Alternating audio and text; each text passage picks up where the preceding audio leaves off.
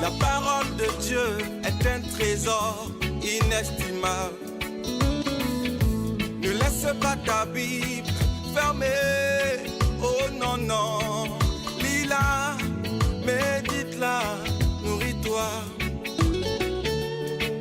Lis-la, médite-la, nourris-toi. Bonjour.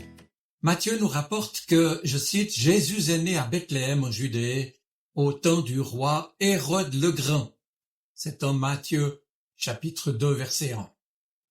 Eh bien, aujourd'hui, on le sait, les faire-part de naissance rivalisent d'imagination pour nous faire partager la joie des parents.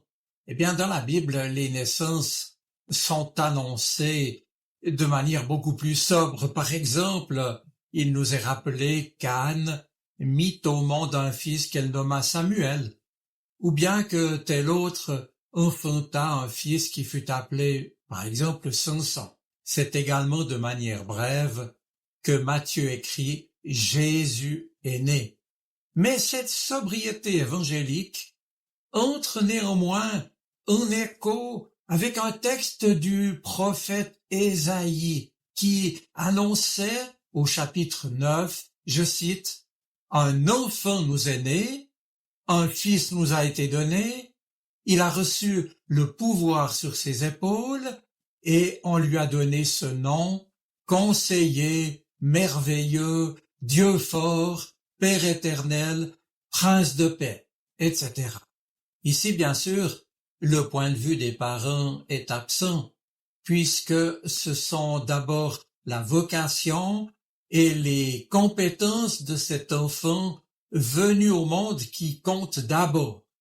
Et ce texte prophétique souligne ainsi que cet enfant sera donné, c'est-à-dire à plus que sa seule famille, que celui qui naîtra se verra confier une mission très particulière et doté de qualités, de compétences hors du commun. Bien entendu, Jésus accomplira et dépassera ce que la prophétie a dit de lui. Et la foi chrétienne nous invite à reconnaître en lui non seulement un envoyé, mais Dieu fait homme, ce que l'on nomme le mystère de l'incarnation. Ainsi, Matthieu attire notre attention sur le fait que si Jésus est né, si Dieu s'est fait homme, c'est pour que l'homme revienne vers Dieu, soit réconcilié avec Dieu. Désormais, c'est donc en accueillant Jésus dans notre vie et en marchant à sa suite que nous sommes appelés à nous reconnaître comme des enfants de Dieu, c'est-à-dire appelés à naître de Dieu.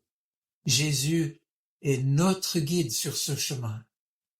Et au travers de tout l'évangile de Matthieu, nous sommes invités à le suivre pas à pas. Maintenant, l'évangéliste Jean, quant à lui, parlant de ce même événement, dit en Jean, chapitre 1er, verset 14, « C'est après de longs siècles de préparation que s'est donc faite l'intervention décisive de Dieu, que le Logos Dieu s'est donc fait homme parmi les hommes pour les rejoindre et donner sa vie pour eux. C'est en se faisant homme qu'il a fait entendre sa voix, la voix qui est la sienne, et qu'il s'est rendu présent dans notre histoire, non plus comme un simple messager, non plus comme une force invisible, mais comme un acteur à visage découvert, reconnaissable par son nom, par ses gestes et par son regard, empreint d'amour. Le Logos s'est fait chair, dit tout le prologue de l'évangile de Jean. Et ici, le fait qu'il se soit fait chair, cette mention est essentielle puisque le mot chair, dans la Bible, et notamment dans l'Ancien Testament, désigne bien l'homme, mais l'homme tout entier, corps, intelligence, affectivité, comme aussi d'ailleurs dans sa réalité fragile et vulnérable. Oui, la chair, c'est l'homme limité, périssable et précaire, et pourtant précieux. Et c'est donc bien dans une existence humble que le Fils de Dieu s'est incarné, que le Logos fait chair a vécu parmi nous et pour nous.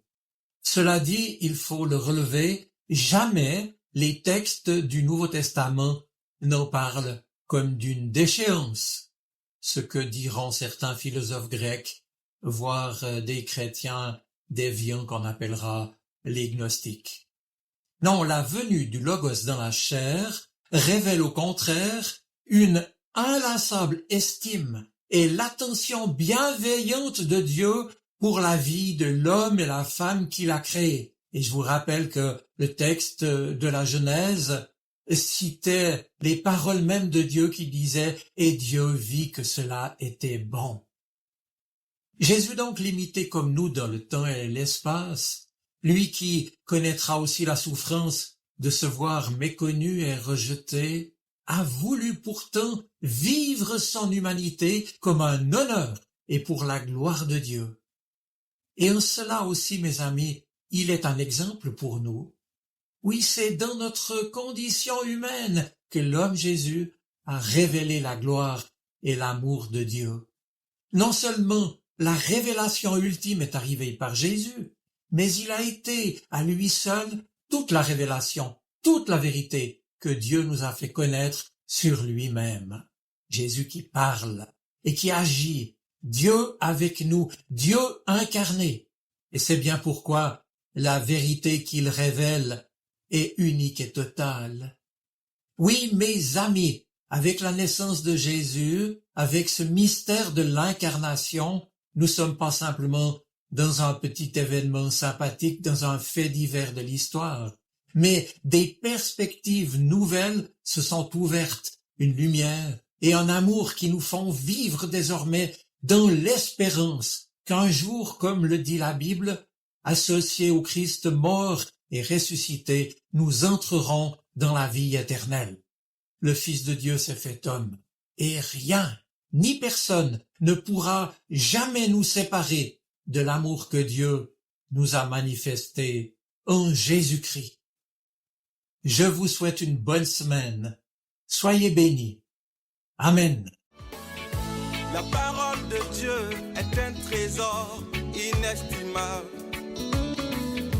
Ne laisse pas ta Bible fermée. Oh non, non.